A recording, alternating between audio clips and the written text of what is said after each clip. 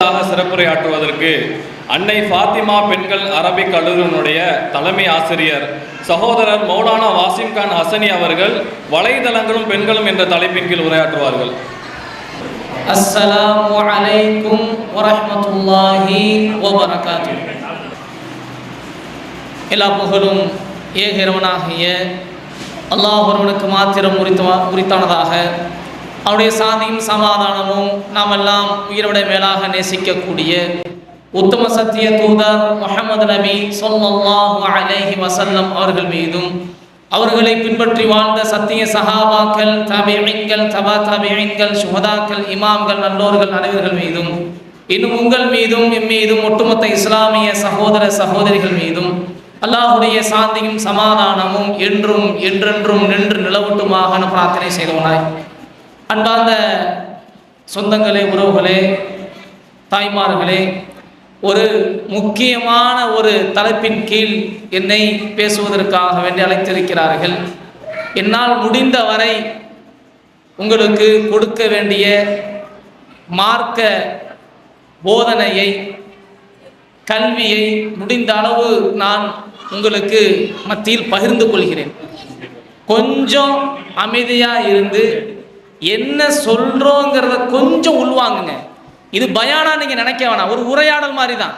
இடையில கேள்வி கூட கேட்கலாம். ஏன்னா இது ஒரு முக்கியமான ஒரு தலைப்பின் கீழ் நான் பேசுவதற்காக அழைக்கப்பட்டிருக்கேன். நீங்கள்லாம் கொஞ்சம் நேரத்தை ஒதுக்கி செவி தாழ்த்தி அதை கேட்டு உள்வாங்கி இவர் என்னதான் சொல்கிறாரு அப்படிங்கிறத கொஞ்சம் யோசிச்சு பாருங்க. மார்க்கத்தின் அடிப்படையில் இந்த வலைத்தளங்கள், இந்த இணையதளத்தில் இன்றைய தினத்தில் எப்படிப்பட்ட ஒரு சூழ்நிலை நம்முடைய இஸ்லாமிய பெண்களாக இருந்தாலும் இஸ்லாம் அல்லாத சகோதரிகளாக இருந்தாலும் எப்படிப்பட்ட ஒரு மோசமான சூழ்நிலையை அவர்கள் அடைந்து கொண்டிருக்கிறார்கள் என்பதை அங்கு விளங்கி கொள்ள வேண்டும். அன்பார்ந்தவர்களே, அல்லாஹ் ரப்பல் ஆலமீன் குர்ஆன்ல சொல்லும் பொழுது, குன்தும் கைர உம்மா, நீங்கள் தான் சிறந்த சமுதாயம் என்று அல்லாஹ் பேசுவான். ஏன் தெரியுமா? அதற்கு அல்லாஹ் பின்னால் சொல்லும் பொழுது, அனுப்பப்பட்ட சமுதாயத்திலேயே, வெளியாக்கப்பட்ட சமுதாயத்திலேயே நீங்கள் தான் சிறந்த சமுதாயம், அந்த மக்களில் நீங்கள் தான் சிறந்த சமுதாயம். தஅமுரூன பில் மஅரூஃப், ஏன் என்று சொன்னால் நீங்கள் நன்மையை ஏவுகிறீர்கள், நன்மையான விஷயத்தை பிறருக்கு ஏவுறீங்க. வதன்ஹவுன அனில் முன்கர் வதுமினூன பில்லாஹ், இன்னும் தீமையான விஷயத்தை விட்டு பிறரை தடுக்கிறீர்கள். இறைவனை, ஏக இறைவனாக இருக்கக்கூடிய அல்லாஹ்வை நம்பிக்கை கொண்டு இருக்கிறீர்கள். அதனால் தான் நீங்கள் சிறந்த சமுதாயம். இதற்கு முன்னால் அனுப்பப்பட்ட அனைத்து சமுதாயத்தை காட்டிலும் குன்தும் கைர் உம்மா, நீங்கள் தான் சிறந்த சமுதாயம் என்பதாக அல்லாஹ் ரப்பல் ஆலமீன் குர்ஆனில் பதிவு செய்கிறார். நாம் உண்மையில் சிறந்த சமுதாயமாக இருக்கிறோமா என்று நமக்கு நாமே ஃபீ நப்சி, தனக்குத்தானே நாம் கேள்வி எழுப்பி பார்க்க வேண்டும். ஏனென்று சொன்னால், சிறந்த சமுதாயமாக ஒரு சமுதாயம் வாழ்ந்தார்கள். இந்த குர்ஆனுடைய ஆயத்திற்கு சொந்தக்காரர்கள் சஹாபாக்கள், சஹாபி பெண்கள். நன்மையை ஏவினார்கள், தீமையை தடுத்தார்கள். தன்னிடத்தில் தவறு வந்தாலும் அதை திரித்துக் கொள்வார்கள், அதை திருத்தி பிறருக்கும் அதை தவறு என்று எடுத்துரைப்பார்கள். இங்கு சொல்லப்படக்கூடிய விஷயத்தில் முக்கியமான விஷயம் என்னவென்று சொன்னால், ஒருவரிடத்தில் தவறென்று சஹாபாக்களோ சஹாபி பெண்களோ யாராவது தவறு செய்ததை எடுத்து சொன்னால் அதை செவிதாழ்த்தி கேட்டு அந்த தவறை திருத்திக் கொள்வார்கள். தவறென்று சொன்னால் தவறை திருத்திக் கொள்ளக்கூடிய மனப்பான்மையிலும் இருந்தார்கள். தவறை உணர்ந்து அல்லாஹ்விடத்திலே தௌபா செய்யக்கூடியவர்களாகவும் இருந்தார்கள். தவறை தடுக்கக்கூடியவர்களாகவும் இருந்தார்கள். நன்மையை ஏவக்கூடியவர்களாகவும் இருந்தார்கள். இதனால் அவர்கள் வரலாற்றில் கொடிகட்டி பறக்கக்கூடிய, வானில் மின்னக்கூடிய நட்சத்திரத்தை போன்று இன்றைக்கு சஹாபாக்களுடைய அந்த வரலாறு நமக்கு தெரியாவிட்டாலும் சஹாபாக்களை பற்றி பேசப்படும் பொழுது நம் இடத்தில் ஒரு விதமான ஒரு உணர்வு ஏற்படுவதை பார்க்கலாம். காரணம், அல்லாஹ் அவர்களை அந்த அளவுக்கு உயரத்தில் வைத்திருக்கிறான். ரலியல்லாஹு அன்ஹும், அல்லாஹ் அவர்களை பொருந்தி கொண்டான். அல்லாஹ் அவர்களை பொருந்தி கொண்டதாக குர்ஆன்ல பதிவு செய்கிறான். அப்ப அவர்கள் எப்படிப்பட்ட ஒரு வாழ்க்கை வாழ்ந்தார்கள்? நன்மையை ஏவினார்கள், தீமையை தடுத்தார்கள். காரணம், அல்லாஹுவையும் அல்லாஹுடைய தூதரையும் மனமாற நேசம் கொண்டார்கள், மனமாற நேசித்தார்கள். இன்னைக்கு நாம எப்படி நேசிக்கிறோம்? எனது தூதரை, என்னுடைய ரப்பை நாம் எப்படி நேசிக்கிறேன்? பெயரளவுல வெறும் அப்துல்லா, ஆயிஷா என்று பெயர் வச்சிருந்தால் அல்லாஹ்வை நேசிப்பதாக அர்த்தமா? அப்ப அல்லாஹ்வை நான் எப்படி நேசிக்கிறேன்? இன்று நமது நிலைமை என்ன? யாருடைய நேசத்தை பெறுவதற்காக வேண்டி நான் போராடி கொண்டிருக்கிறேன்? யாருடைய வாக்கை தெய்வ வாக்காக, அது வேத வாக்காக எடுத்து எனது வாழ்க்கை நடக்கக்கூடியவராக நாம் இருக்கிறோம்? நமது பெண்கள், நமது இளம் சமுதாயம், நமது இளைஞர்கள் எதை அவர்கள் வேத வாக்காக எடுத்து வாழ்கிறார்கள்? யாருக்கு பின்னால் இன்றைய தினத்தில் சமுதாயம் ஓடிக்கொண்டிருக்கிறது? கொஞ்சம் சிந்தனை செஞ்சு பாருங்க. நெட்டை ஓபன் பண்ணி நியூஸை பார்த்தா சுபஹான் அல்லாஹ், பேரை பார்த்தால் இஸ்லாமிய பெண், இஸ்லாமிய ஒரு இளைஞன், ஆனால் தோற்றத்தை பார்த்தாலும் இஸ்லாத்துடைய தோற்றம், ஆனால் பேசக்கூடிய வார்த்தைகள், கொள்கைகள் எல்லாம் மோசமானதாக, இஸ்லாத்துக்கு எதிரானதாகத்தான் இருக்கிறது. அல்லாஹ்வுடைய தூதர் சொன்னார்கள், லா யுக்மினு அஹதுக்கும் ஹத்தா அகூன ஹப்ப இலைஹி மின் வாலிதிஹி வ வலதிஹி வன்னாஸி அஜ்மஈன். நீங்கள் யாரும் முழுமையான மூமினாக ஆக முடியாது. லா யுக்மினு அஹதுக்கும், நீங்கள் யாரும் முழுமையான மூமினாக ஆக முடியாது. ஹத்தா அகூன அஹப்ப இலைஹி, அவருக்கு நான் எதுவரை, மின் வாலிதிஹி வ வலதிஹி வன்னாஸி அஜ்மஈன். வார்த்தையை கவனிக்கணும். மின் வாலிதிஹி வ வலதிஹி, தன்னுடைய பெற்றோர்கள், தாய் தந்தையை விட, தான் பெற்றெடுத்த குழந்தையை விட, உலக மக்கள் எல்லாரையும் விட நான் உங்களுக்கு நேசத்திற்கு உள்ளவனாக ஆகாத வரை நீங்கள் யாரும் முழுமையான மூமினாக ஆக முடியாது என்பதாக அல்லாஹ்வுடைய தூதர் சொன்னாங்க. இன்னைக்கு நம்முடைய நேசம் யார்கிட்ட இருக்கு? சிந்தனை செஞ்சு பாருங்க. இன்னைக்கு என்னுடைய உம்மா பாப்பாவை நான் நேசிப்பதை விட, என் கணவனை நான் நேசிப்பதை விட, என் பிள்ளையை நான் நேசிப்பதை விட ஒரு நெடிகனை நேசிக்கக்கூடிய ஒரு கூட்டம் இன்றைய தினத்தில் உருவாகியிருக்கு. ஒரு இஸ்லாமிய பெண் பேட்டி கொடுக்குறாங்க, என் கணவனை விட இந்த நடிகர் எனக்கு பிடிக்குங்க. இதை கேட்டு அழுகிறதா சிரிக்கிறதா என்ன செய்யுது? என் கணவனை விட, உங்க எல்லோருக்கும் தெரியும், திருமணம் முடித்து சென்றால் கணவன் தான் உலகம், அதுதான் ஒரு குடும்பம். திருமணம் முடிக்காதவரை அந்த பெண் தாய் தந்தையினுடைய அரவணைப்பில் வாழ்வாள். திருமணம் முடித்து விட்டால் அவளுக்கென்ற அடையாளம் கணவன், அது ஒரு தனி குடும்பம். எப்பொழுது ஒரு குடும்பம் உருவாகுது? திருமணம் முடிச்சுட்டா ஒரு குடும்பம், அப்படிதானே? ஆனா தன்னுடைய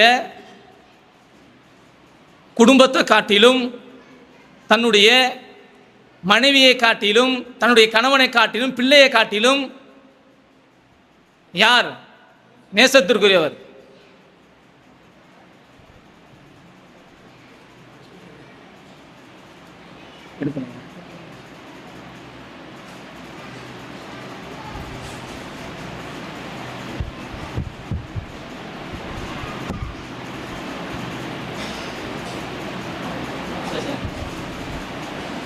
இன்று தன்னுடைய குடும்பத்தை காட்டிலும், தன்னுடைய பிள்ளைகளை காட்டிலும் யார் நேசத்திற்குரியவர்? ஒரு நடிகர். கேட்கலையா? கேட்குதா?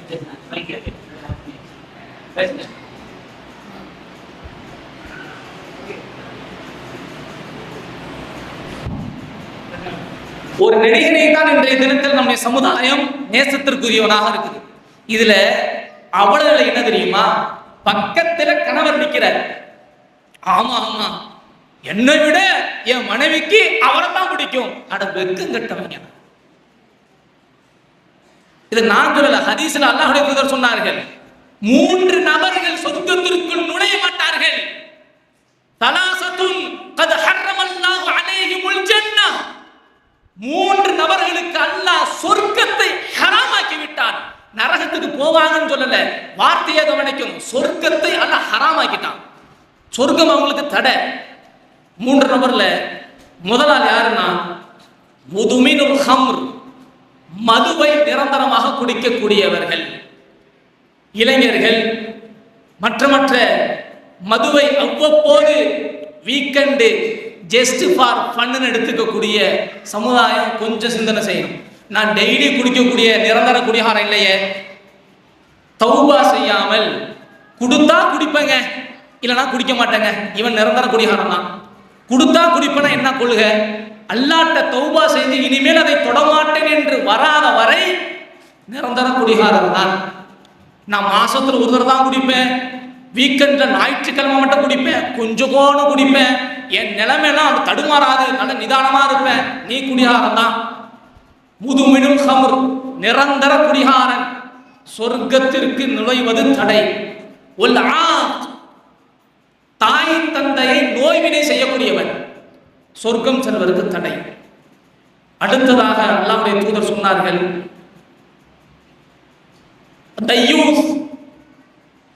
தையூஸ் என்று சொன்னால்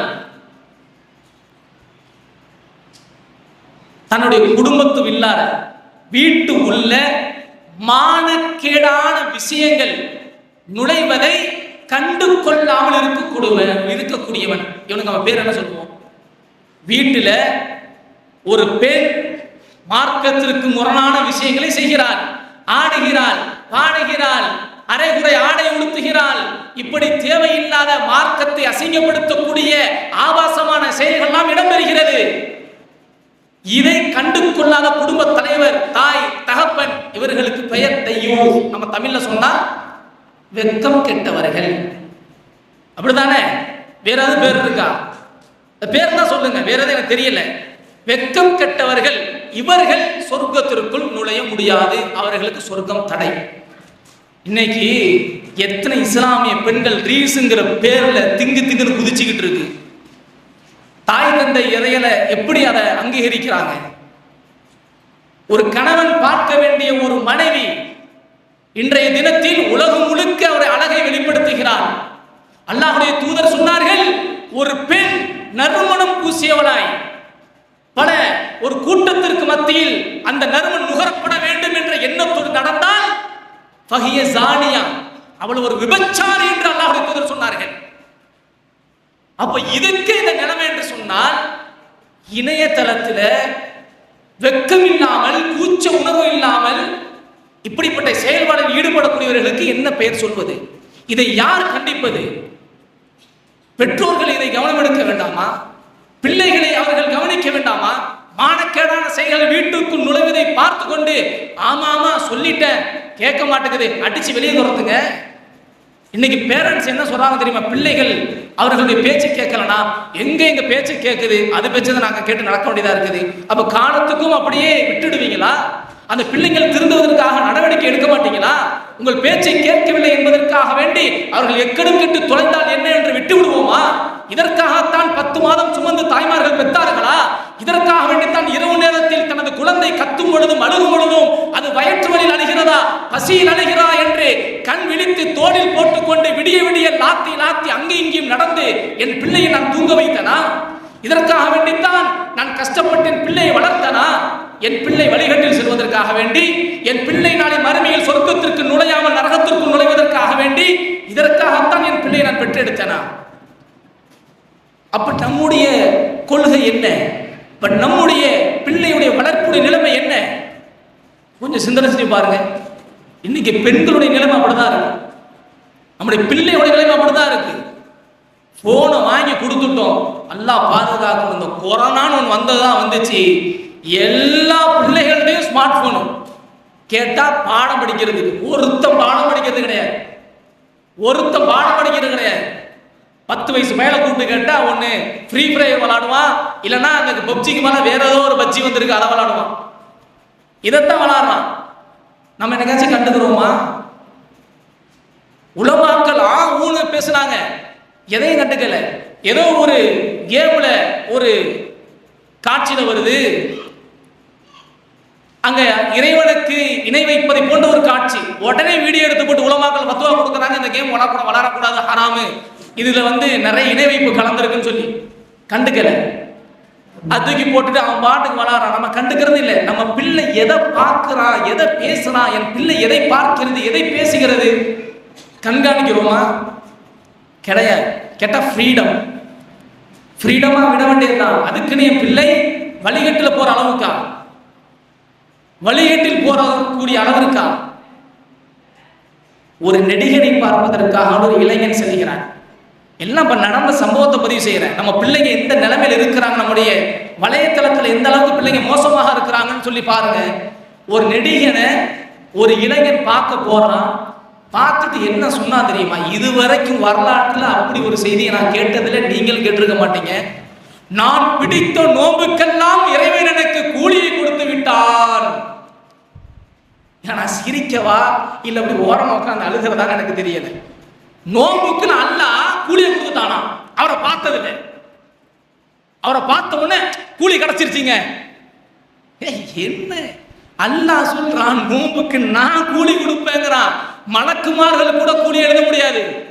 மலக்குமார்கள் கூட கூலி எழுத முடியாது. அதை நாளைக்கு நான் தருவேன் அல்லாஹ் சொல்றான். இவருக்கு ஒரு நடிகனை பார்த்ததுக்கு கிடைச்சிருச்சான். அப்ப எந்த அளவுக்கு மார்க்கத்தை பற்றி அறியாமையில் நம்முடைய இளைஞர்கள் சென்று கொண்டு இருக்கிறாங்க. சின்ன செஞ்சு பாருங்க. சமீபத்தில் ஒரு படம் வந்துச்சு. அதை பார்க்கறதுக்கு புர்காவோட ஒரு பெண்மணி போகுது தியேட்டருக்கு. தியேட்டருக்கு போயிட்டு வந்துட்டு அந்த ரிவ்யூ எடுப்பாங்கல்ல, அந்த ரிவ்யூ எடுக்கிறாங்க. எப்படிமா இருந்துச்சு படம்? அதை பார்த்தாலே நமக்கு வய தெரியுது. நல்லா இருக்கு இல்லைன்னு சொல்லிட்டு போக வேண்டியதானே. அந்த அம்மா சொல்லுது, ஜும்மாவுடைய தொழுகை கூட தொழுவாம நான் இங்க வந்து பார்த்தங்க, மனசுக்கு திருப்தியா இருக்கு. அல்லாஹ் அக்பர். ஜும்மாவுடைய தொழுகையை காட்டிலும் ஒரு 2.5 மணி நேரம் ஒரு கூத்தாடி நடிச்ச படத்தை பார்க்கறது அவங்களுக்கு சந்தோஷமா இருக்கா? தொழுகை, அதாவது ஒரு செயலை விட்டுட்டு சொல்லுவோம்ல, ஜி எனக்கு நிறைய வேலை இருந்துச்சு, நீங்க கூப்பிட்டதுனால நான் வந்துட்டேன். அப்புறம் சொல்லுவாங்க, அப்ப என்ன இவர் கூப்பிட்டதோட முக்கியத்துவம், என் வேலையை விட்டுட்டு நீங்க கூப்பிட்டதுனால நான் வந்தேன் அப்படிங்கிறதோட முக்கியத்துவம். இப்ப அவங்க முக்கியத்துவத்தை சொல்றாங்களாம். அந்த மக்கள்லாம் டிவியில பார்த்து அப்படி பிரமிச்சு போடுவான். தொழுகையை விட்டுட்டு வந்துட்டீங்களா? இவ்வளவு பெரிய ஒரு நல்ல காரியம் பண்ணிருக்கிறீங்க. ஒரு மானங்கட்ட காரியம், வெக்கங்கட்ட காரியம். இப்போ சிந்தனை செஞ்சு பாருங்க. இதுதான் நம்முடைய சமுதாயத்தின் நிலைமை. இப்படிதான் போயிட்டு இருக்கு. காரணம் என்ன? மார்க்கத்தை பற்றி அறியாம, மார்க்கத்தை பற்றி சுத்தமா விளங்கல. ஒரு பக்கம் நம்முடைய இளம் சமுதாயம் இப்படி போயிட்டு இருக்கு, இன்னொரு பக்கம் நம்முடைய பிள்ளைகள். இந்த சமீபத்தில் ஒரு ஐபிஎல் ஒரு கேம் நடந்துச்சு, முடிஞ்சு தெரியுமா? நம்ம பயனெல்லாம் பைத்தியமா அலைஞ்சான். நான் கேட்கிறேன், அவன் ஜெயிச்சதுல ஒரு பைசா கொடுப்பானா? ஒவ்வொரு வீரனையும் பல கோடிக்கு அவன் ஏலத்துக்கு எடுக்கிறான். நமக்கு ஒரு பைசா கிடைக்குமா? நெட்டு காசு போட்டு அதை பார்க்கறான், நம்மளும் பார்க்க விடுறோம், போட்டு கொடுக்குறோம். நான் கேட்கிறேன், என் பிள்ளை நான் பேசுறதை கேட்க மாட்டானா? அப்ப எந்த கண்டிஷன்ல என் மகன் என்னட்ட இருக்கிறான், என் மகள் இடத்துல இருக்கிறான்? அப்ப என்னுடைய கண்ட்ரோல்ல என் பிள்ளை இருக்கிறா இல்லையா? இதனுடைய விளைவுதான் நாளைக்கு வந்து பிள்ளைகள் வீட்டை விட்டு போயிட்டாங்க, அவங்களுடைய விருப்பத்தை தேடி போயிட்டாங்க, பிள்ளைய வந்து தன்னுடைய தாய் தந்தையை கொண்டு போய் முதியோர் இடத்துல சேர்த்துட்டாங்க. இங்க ஆரம்பிக்கிற விளைவுதான். கேட்டா செல்லம். கடைசியா பிறந்த குழந்தை 10 வருஷம் கழிச்சு நான் குழந்தை பெற்றேன், 4 வருஷமா எனக்கு குழந்தை இல்லை, அதுக்காண்டி ஒரு தருதலையை கொன்று அவர்களை வாழ விடலாமா? ஒரு சமூகத்திற்கு விரோதியாக அவனை வளர்க்கலாமா? என்ன தப்பு செஞ்சாலும் என் புள்ள தங்கம். இது எங்க போய் முடியும்? நினைச்சு பாருங்க. இல்ல எங்க போய் முடியும்? பாசம் இருக்கலாம், ஆனா என் பிள்ளை வழிகேட்டில் போற அளவுக்கு அந்த பாசம் இருக்கக்கூடாது. தப்புன்னு அந்த இடத்துல கண்டிக்கணும், அவனுக்கு தெரியப்படுத்தணும். அது தெரியப்படுத்தல அப்படின்னு சொன்னா இதுதான் நிலைமை. இன்ஸ்டாகிராம்ல, டிக்டாக்ல, அல்லாஹ் அக்பர், இன்ஸ்டாகிராம்ல நம்முடைய இஸ்லாமிய பெண்கள் எவ்வளவு பேர் ஃபேக் ஐடியில பேர் மாத்தி வச்சுக்கிட்டு, ஏன்னா ஊருக்குள்ள தெரிஞ்சு போயிடும், ஊர்ல தான் பேரை வச்சா தெரிஞ்சு போயிடும். டாடி பிரின்சஸ் அப்பா பேரு, டாடி பிரின்சஸா, லிட்டில் பிரின்சஸா, மாம் லவ்வரா, இப்படி பேர் வைப்பாங்க. பேர் வச்சுக்கிட்டு போட்டோ போடுறது, தெண்டதுக்கு போட்டோ போடுறது. யாராச்சும் ஒருத்தன் சூப்பர் மேடம், நீங்க சூப்பரா மெசேஜ் போட்டிருக்கிறீங்க, நல்ல, அவன் உன்கிட்ட பேசுறதுக்காக வலைய விரிச்சுக்கிட்டு இருக்கிறான். தேங்க்யூ பிரதர் உன்கிட்ட கேட்டானா? அவன் நான் கேட்கிறேன், அவன் கேட்டானா? தேங்க்யூ பிரதர், பிரதர் போடுவா. அப்படியா? நீங்க எந்த ஒரு வளரும் வளரும் வளரும் வளரும் வளரும் வளரும் கடைசியில் போய் கேள்விக்குரிய போயின்றோம், முடிஞ்சு போச்சு. இதுதான் இன்றைய நிலைமை. நான் கேட்கிறேன், எதுக்கு இன்ஸ்டாகிராம்? நியூஸ் தெரிஞ்சுக்கிறதுக்கா? நியூஸ் சேனல் இருக்குது. இன்ஸ்டாகிராம் பயன்படுத்தி என்ன சாதிக்க போறோம்? ஒண்ணுமில்லை. அதாவது பயன்படுத்த தெரிஞ்சா பயன்படுத்தலாம். உதாரணத்துக்கு பாருங்களேன், ஒரு போட் இருக்குது. இப்ப யாரும் ஒரு போட்டு, ஒரு கப்பல், அதுல யாரும் பயணம் செய்யாம இருக்கிறது இல்லை. எல்லாரும் பயணம் செய்யதானே செய்யறாங்க, போகதான் செய்யறாங்க. யாராச்சும் உடைந்து போன போட்டை வச்சுக்கிட்டு பயணம் செய்வாங்களா? போட்டை வச்சுக்கிட்டு பயணம் செய்வாங்களா? செய்ய மாட்டாங்க. அப்போ அவனுக்கு போட்டை பத்தி தெரியுது. அப்போ அது சரியான முறையில் அதை பயன்படுத்த முடியும், நல்ல விதமா இருக்குன்னு சொன்னா அதுல பயணம் செஞ்சுட்டு அவங்க பாதுகாப்பா வராங்க. அது உடைந்த போட்டாக இருக்குது, அதுல பயணம் செய்வது ஆபத்துனா யாரும் பயணம் செய்ய மாட்டாங்க. அதே மாதிரிதான் என்னுடைய ஈமான், என்னுடைய மார்க்கம் என்னோட வலுவா இருக்கா, நான் இதில் பயணம் செய்வேன், நன்மைக்காக மட்டும் பயன்படுத்துவேன் உறுதி இருந்தா பயன்படுத்துகன்னு சொல்றதுக்கு எனக்கு பயமா இருக்கு. பயன்படுத்துகன்னு சொல்றதுக்கு எனக்கு பயமா இருக்கு. உறுதி இருந்தா என்னன்னு பார்த்துக்கிடுங்க. இல்ல நமக்கு ஆகாதுன்னு உங்களுக்கு தெரியும், அப்படி தெரிஞ்சா வேணாம். அதை கொண்டு நமக்கு கண்ணியம் கிடைக்க போறதில்லை. ஒரு காலத்துல டிக்டாக் தலை தூக்கி ஆடுச்சுன்னா எத்தனை தலாக் வந்துச்சு தெரியுமா? டிக்டாக்கை பயன்படுத்தி எத்தனை தலாக் வந்துச்சு தெரியுமா? எத்தனை கணவன் தன்னுடைய மனைவியை குத்துனான்னு தெரியுமா? கொலைகேஸ் ஆனிச்சு தெரியுமா? கணவன் இல்லையா, அந்த ஐடியை போட்டு டான்ஸ் ஆடி போடுறது. 10 பேரு லைக் போடுவான், 10 பேர் என்ன செய்வான், லைக் போடுவான், ஷேர் பண்ணுவான். சில வார்த்தைகள் சொல்வதற்காக வேண்டி என் மனம் துடிக்கிறது, சபையுடைய ஒழுக்கத்தை நாடி சொல்ல என் நாவும் மறுக்கிறது. சூசகமா சில வார்த்தையை சொல்றேன், உங்களுக்கு தெரிஞ்சிருக்கும், புரிந்து கொள்ளுங்க. ஒரு பெண்மணி கேட்டாங்க, ரீல்ஸ்ல நீங்க பார்த்துருப்பீங்க, கேட்டிருப்பீங்க, என்னம்மா உனக்கு மட்டும் லைக் அல்லுது, எனக்கு வரலையே. என்ன சொன்னாங்க? அதெல்லாம் எதை காமிக்கணுமோ காமிச்சா லைக் வரும். இவங்க வந்து கிளாஸ் எடுக்கிறாங்க. அசிங்கமா இருக்குது, கேவலமா இருக்குது, சொல்றதுக்கு நாவுகள் கூசக்கூடிய நிலைமையில இருக்குது. இன்னைக்கு அப்படிதான் இளம் சமுதாயம் போயிட்டு இருக்குது. எவ்வளவு கொலைகள்! அதனுடைய காரணமா இணையதளத்தில் யார் மூலயமாவது ஒரு சில தொடர்புகள் ஏற்பட்டால் குடும்பத்தையே விட்டுட்டு போகக்கூடிய அளவிற்கு தன்னை மறந்தவர்களாக. இப்ப சமீபத்தில் ஜூன் 3 நியூஸ் வந்துச்சு, கேரளாவில் நடந்த ஒரு நியூஸ், எல்லாருடைய உள்ளத்தையும் அப்படியே கசக்கக்கூடிய ஒரு நியூஸ். திருமணம் தாண்டிய உறவுல ஒரு பெண்மணி இருந்தாங்க, கேள்விப்பட்டிருப்பீங்க, இந்த நியூஸ் படிச்சிருந்தீங்கன்னா தெரியும். அந்த 1.5 வயசு குழந்தை அந்த அம்மாவுக்கு இருக்குது. 1.5 வயசு குழந்தை அந்த அம்மாவுக்கு இருக்குது. ஆனா தன்னுடைய திருமணம் தாண்டி உறவில் இருக்கக்கூடிய அந்த ஆணோடு சேர்வதற்கு, ஒன்றாக இருப்பதற்கு எனது பிள்ளை தடையாக இருக்குது அப்படிங்கிறதுனால 1.5 வயசுக்குள்ள இங்க இருக்கிற பிள்ளைங்களை மூஞ்ச பாருங்க, குழந்தைகளுடைய முகத்தை பாருங்க, ஒரு இறக்க வரும், நம்மள அறியாம சிரிப்பு வரும். ஒரு பிள்ளை கத்திட்டு ஓடுனா கூட நமக்கு அதோட குறும்புத்தனத்தை நினைச்சு நமக்கு சந்தோஷமா இருக்கும். அந்த 1.5 வயசுக்குள்ள கொலை செய்யப்படுது. 1.5 வயசுக்குள்ள கொலை செஞ்சுட்டாங்க. கொலை செஞ்சுட்டாங்கன்னா அவங்களுக்கு அதோட முடிஞ்சிடும். விவரத்தை சொல்றேன். உடல் கூராய்வுல பாக்குறாங்க, நெஞ்சிலும் மூளையிலும் ரத்த கசிவு ஏற்பட்டிருக்கு. விழாவுல 8 இடத்துல விழா எலும்பு உடைஞ்சிருக்கு. உடல்ல முழுவதுமாக 92 காயங்கள் இருந்தது என்று உடல் கூராய்வுல போஸ்ட்மார்ட்டம் ரிப்போர்ட்ல பதிவு செய்யறாங்க. ஒரு குழந்தைய பிடிச்சி நெய்ச்சாலே செத்து போயிடுமே, இறந்து போயிடுமே. அந்த குழந்தையுடைய மூளையில ரத்த கசிவு, நெஞ்சில் ரத்த கசிவு, விழாவில் 8 எலும்பு உடைஞ்சு இருக்குது, உடம்புல 92 காயங்கள்னு சொன்னா அப்ப எந்த மனநிலையில தன்னுடைய 1.5 வயசு பெத்த பிள்ளைய கொன்றுப்பாங்க? அப்ப நிலைமை எதை நோக்கி போயிட்டு இருக்கு? சமூகம் எதை சாதிக்க நினைக்கிறார்கள்? எல்லாம் பாதுகாக்கணும். ஷைத்தான் இதைத்தான் விரும்புவார். ஷைத்தான் என்ன சொன்னான்? நீ என்னை வழிகட்டவனாக ஆக்கிட்ட, ரஜீமாக மாத்திட்ட, விரட்டி அடிக்கப்பட்டவனாக மாத்திட்ட, அதனால உன்னுடைய அடியாரக்கூடிய வலது இடது முன்பின் எல்லா இடத்திலும் நான் அமர்ந்து கொண்டவர்களை நான் வழிகெடுப்பேன் என்று சொல்லிட்டு ஒரு வார்த்தை சொன்னா, வலா தஜிது அக்ஸரஹும் ஷாக்கிரீன், நீ அதிகமானவர்களை உனக்கு நன்றி செலுத்தக்கூடியவர்களாக நீ பார்க்க மாட்டாய், அதிகமானவர்களை உனக்கு நன்றி செலுத்தக்கூடிய அடியார்களாக நீ காண மாட்டாய் என்று அல்லாஹ்விடத்திலே ஷைத்தான் சொன்னான். இன்னைக்கு நம்ம அதிகமான நபர்கள் எப்படி அல்லாஹ்வுக்கு நன்றி செலுத்தக்கூடியதாக இருக்கும்?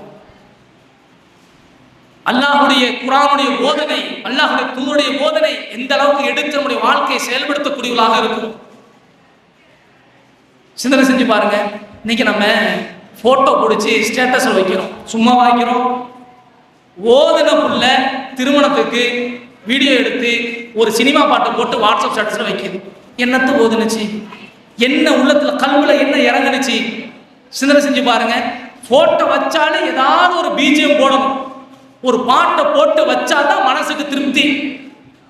இந்த சபையில பொதுவா கேட்கிற, இஸ்லாமிய மார்க்கத்துல இசை ஹராமா ஹலாலா? சத்தமா சொல்லுங்க. ஹலால் தான், நான் ரத்து கொடுக்கிறேன். எப்படி ஹலால் சொல்றீங்க? ஏதாச்சும் மாற்று கருத்து இருக்கா? நான் சொல்றது ஹராம், தெளிவான ஹராம், தடுக்கப்பட்டது. உங்களுடைய புறத்துல தான் தெரிய வேண்டியது என்னன்னா, இஸ்லாமிய மார்க்கத்துல இசை ஹராமா ஹலாலா? சத்தமா சொல்லுங்க. ஹராம். இதுல யாருக்காச்சும் மாற்று கருத்து இருக்கா? மாற்று கருத்து தான் வந்து நீங்க உங்களுடைய கருத்தை சொல்லலாம். மாற்று கருத்தை வந்து சொல்லுங்க, நான் சத்த நேரம் கேட்டுட்டு அதுக்கு ஏதாச்சும் விளக்கம் தரேன். அப்ப எல்லோரும் ஏகமானதை ஏத்துக்கிறீங்கல்ல? ஏகமானதை ஏத்துக்கிறீங்க இல்ல? யாருக்கும் மாற்று கருத்து இருக்கா? இல்ல. நான் யாரையும் குத்தி காமிக்கல, யாருடைய உள்ளத்தையும் காயப்படுத்த விரும்பல. இருந்தாலும் பொதுவான ஒரு கருத்தை சொல்றேன். நம்ம ஸ்டேட்டஸ் வைக்கும் போது பாட்டு வைக்கிறோமா இல்லையா? பாட்டு வைக்கிறோம்ல, இசை வைக்கதானே செய்யறோம். அப்ப ஹராம செய்ய முடியுமா? அப்ப செய்யறோமே. அப்ப எந்த அளவுக்கு போதனை, இஸ்லாமிய போதனை, எந்த அளவுக்கு குர்ஆனுடைய ஆயத்து, எந்த அளவுக்கு நபியுடைய வார்த்தை நம்ம உள்ளத்துல தாக்கத்தை ஏற்படுத்தியிருக்கு?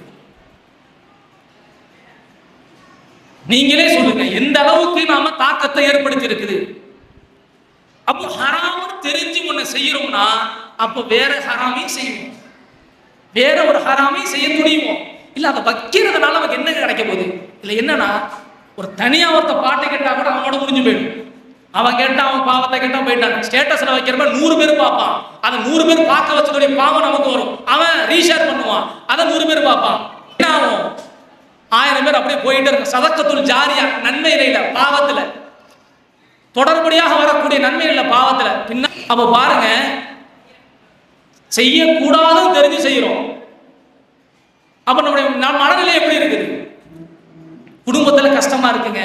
அல்லாஹ் குர்ஆன்ல சொல்றான், வமன் அஅரத அன் ذிக்ரி, யார் என்னுடைய போதனையை விட்டு புறக்கணிப்பாரோ, வமன் அஅரத அன் ذிக்ரி, யார் என்னுடைய போதனையை விட்டு புறக்கணிப்பாரோ, ஃபஇன்ன லஹு மஈஷத்தன் வக்கா, அவருடைய வாழ்க்கை நெருக்கடியா தான் இருக்கும். அல்லாஹ் குர்ஆன்ல சொல்றான். 20வது அத்தியாயத்துடைய 124வது வசனம். 20வது அத்தியாயத்துடைய 124 வசனம். யார் என்னுடைய போதனையை புறக்கணித்து வாழ்வாரோ, அதை எடுத்து வாழ்க்கையில் செயல்படுத்த மாட்டாரோ, அவருடைய வாழ்க்கை நெருக்கடியாகத்தான் இருக்கும். பிறகு அல்லாஹ் சொல்றான், வனஹ்ஷுருஹு யௌமல் கியாமா அஅமா, மறுமை நாள்ல அவரை எழுப்புவோம், குருடராக எழுப்புவோம், கண் தெரியாததாக எழுப்புவோம். கண் தெரியாததாக எழுப்பிடுவோம். அவன் கேட்பான் அல்லாஹ்ட்ட, கால ரப்பி லிமா ஹஷரதனி அஅமா வகத் குன்து பஸீரா, அல்லாஹ்வே என்னை எதற்கு கண் தெரியாதவனாக எழுப்பினாய்? நான் உலகத்துல இருக்கிறப்ப கண் பார்வை உடையவனா இருந்தனே, நல்லா பார்த்தனே, ஆனா என்னை இங்க மறுமையில எழுப்பி இருக்கிற, கண்ணு தெரியலையே. நான் உலகத்துல கண்ணு தெரியக்கூடியவனான இருந்தேன், உலகத்துல எனக்கு பார்வையை கொடுத்திருந்தியே, ஏன் இப்ப என்னை குருடனாக எழுப்பினாய் என்று கேட்கும் பொழுது அல்லாஹ் பதில் சொல்லுவான், கால கதாலிக், அது அப்படிதான் எழுப்புவோம்.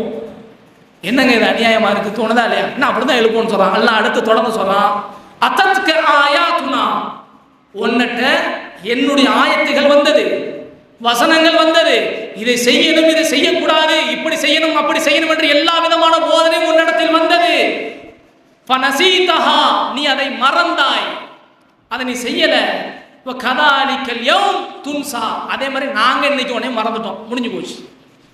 உனக்கு ஆயத்துகளை அனுப்பினோம், குர்ஆனுடைய போதனை வந்தது, அதோடைய விளக்கமாக நபியுடைய போதனை வந்தது, எதையும் நீ எடுத்துக்கொள்ளல, அதை மறந்து வாழ்ந்தாய்.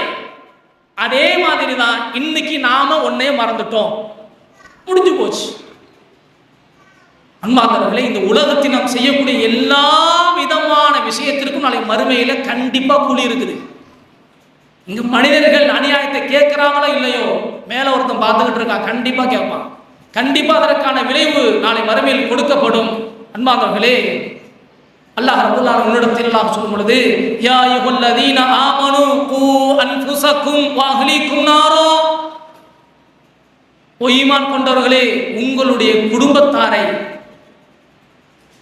நரக நெருப்பிலிருந்து நீங்க என்ன செய்யுங்க, பாதுகாத்துக் கொள்ளுங்கள், உங்களையும் நீங்கள் பாதுகாத்துக் கொள்ளுங்கள். ஏனென்று சொன்னால் அந்த நரக நெருப்பு இருக்குதே, அதனுடைய எரிபொருளாக மக்களும் கல்லும் தான் இருக்கிறது, கற்களும் மக்களும் தான் அவனுடைய எரிபொருளாக இருக்கிறார்கள்.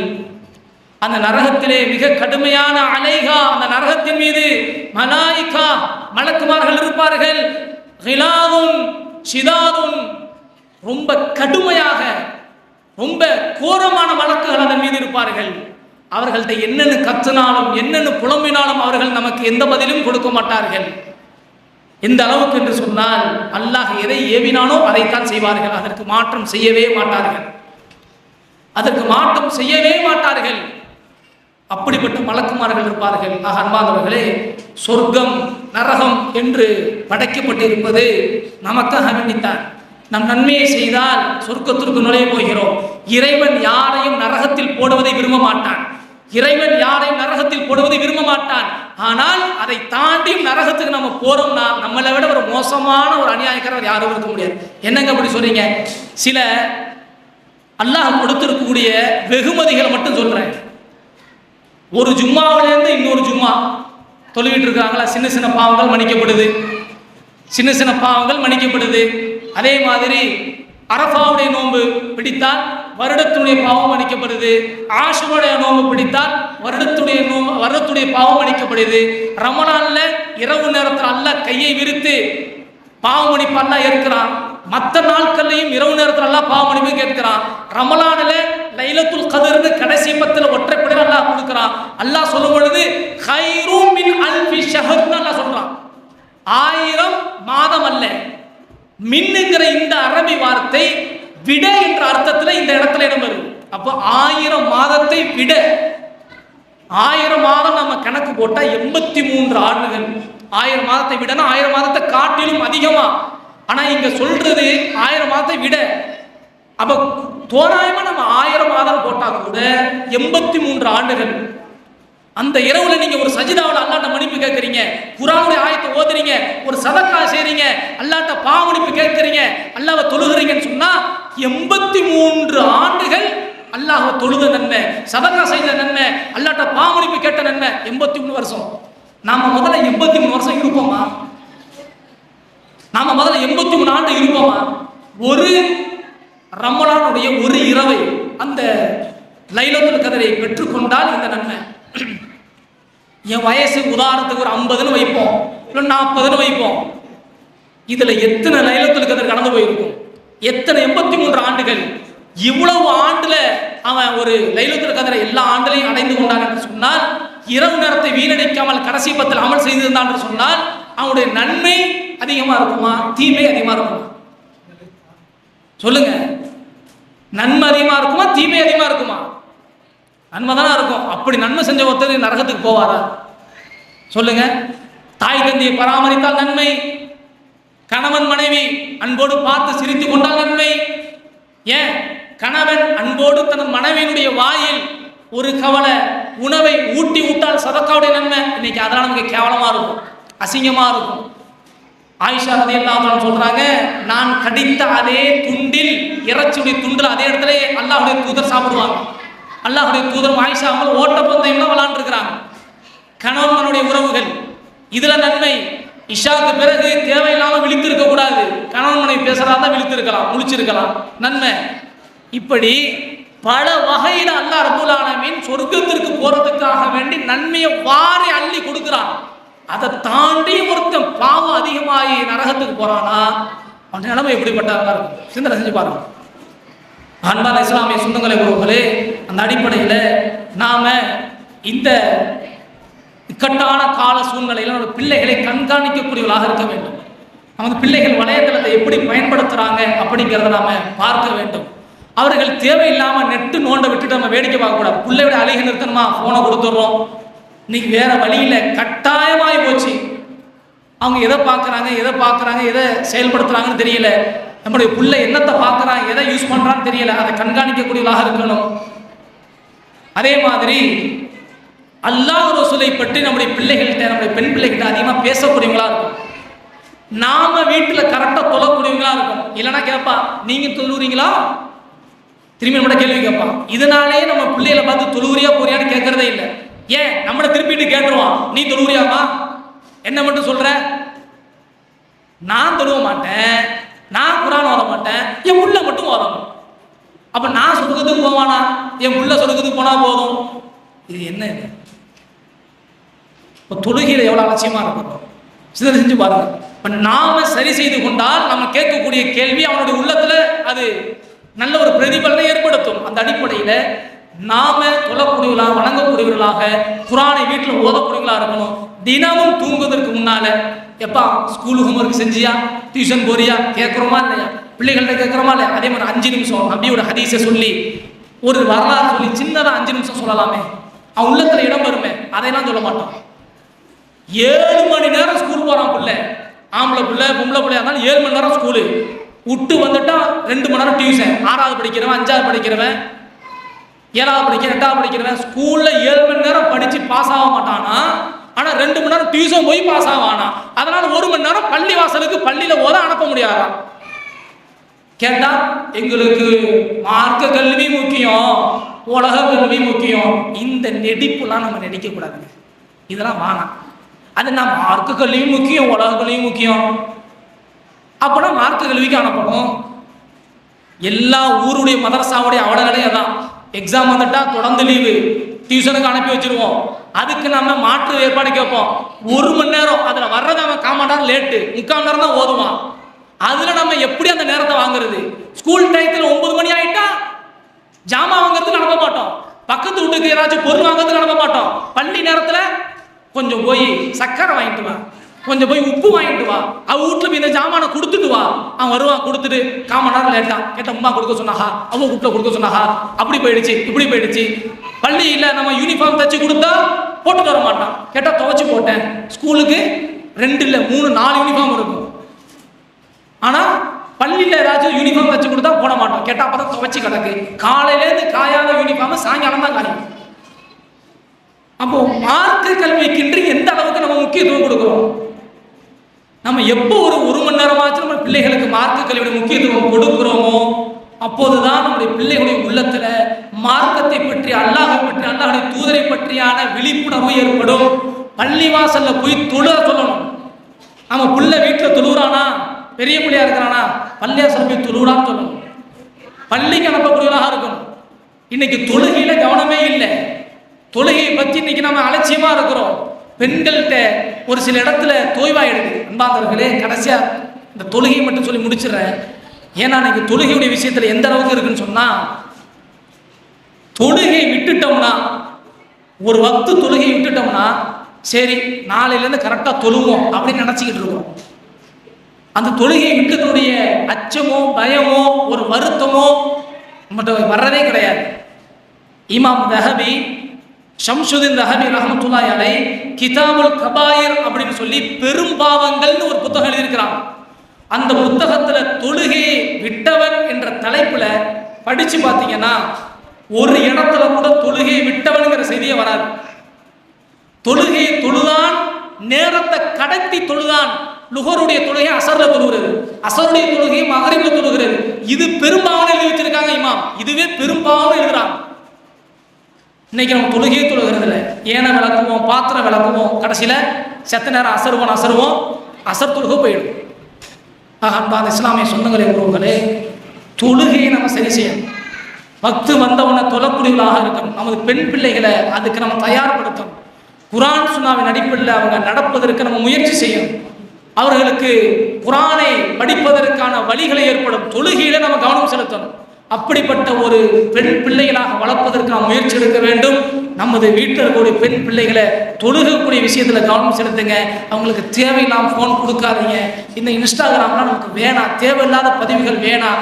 இந்த டாடி பிரின்சஸ்ஸு இல்லை லிட்டில் மாமு ஒரு மாமும் வேணாம். அதான் நமக்கு எந்த பலனையும் தரப்படுறதில்லை. தயவுசெய்து அதெல்லாம் விட்டுட்டு நன்மையான காரியத்தில் நடைபோடுங்க.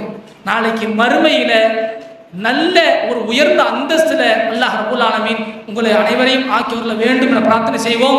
நாளை மறுமையில் நாம் அனைவரும் ஜன்னத்துல் ஃபிர்தௌஸில் உயர்ந்த சொர்க்கத்தில் நபியோடு இருக்கக்கூடிய ஒரு வாய்ப்பை அல்லாஹ் ரப்பல் ஆலமீன் உங்கள் அனைவருக்கும் கொடுத்து ஒட்டுமொத்த இஸ்லாமிய சமுதாயத்திற்கும் கொடுத்து அல்லாஹ் அருள் செய்வானாக பிரார்த்தனை செய்கிறேன். இங்கே வருகை தந்திருக்கக்கூடிய அனைத்து நபர்களுக்கும் குறிப்பாக தாய்மார்களுக்கும் அல்லாஹ் ரப்பல் ஆலமீன் ரஹ்மத் செய்வானாக. ஏதோ கேட்டோம் கடந்து போனோம் இல்லாமல் ஏதோ முடிந்த செய்திகளை இங்கு குர்ஆன் ஹதீஸின் அடிப்படையில் எடுத்து வைக்கப்பட்டிருக்கிறது. அதை முடிந்த அளவுக்கு வாழ்க்கையில் செயல்படுத்துறதுக்கு முயற்சி செய்யணும். அல்லாஹ் குர்ஆன் சொல்றது ஃபதக்கிர் இன்ன திக்ரா தன்ஃபஅல் முஃமினீன். நபியே நீங்கள் உபதேசம் செய்யுங்கள், அந்த உபதேசம் மூமின்களுக்கு பலன் தரும், மூமின்களுக்கு பலன் தரும் என்று அல்லாஹ் பதிவு செய்கிறான். இந்த அடிப்படையில் நாம குர்ஆன் ஆயத்தை கேட்டிருக்கிறோம், ஹதீஸை கேட்டிருக்கிறோம். நபியுடைய நேசத்தை வெளிப்படுத்துறதுனா ஏதோ பேரளவுல நான் ஆயிஷாவோ அப்துல்லாஹவோ அப்துல் ரஹ்மானோ இருப்பதல்ல. அந்த ஹதீஸின் அடிப்படையில், நபியுடைய வார்த்தையின் அடிப்படையில், குர்ஆனுடைய வசனத்தின் அடிப்படையில் நமது வாழ்க்கையை நாம் செயல்படுத்துவதற்கு நாம் முயற்சி செய்ய வேண்டும். அதுதான் உண்மையான நேசம். அப்படிப்பட்ட மக்களாக அல்லாஹ் ரப்பல் ஆலமீன் உங்களை என்னை மாற்ற புரிய வேண்டும் என பிரார்த்தனை செய்தவனாய் எனது உரையை நான் நிறைவு செய்கிறேன். ஹாதா மா இன்தி வ இல்மு இன்தல்லாஹ் கூலி கௌலி ஹாதா அஸ்தக்ஃபிருல்லாஹ் லி வ லக்கும் அஸ்தக்ஃபிரு அன்னி வ அன்கும். அஸ்ஸலாமு அலைக்கும் வ ரஹ்மத்துல்லாஹி வ பரகாத்துஹு.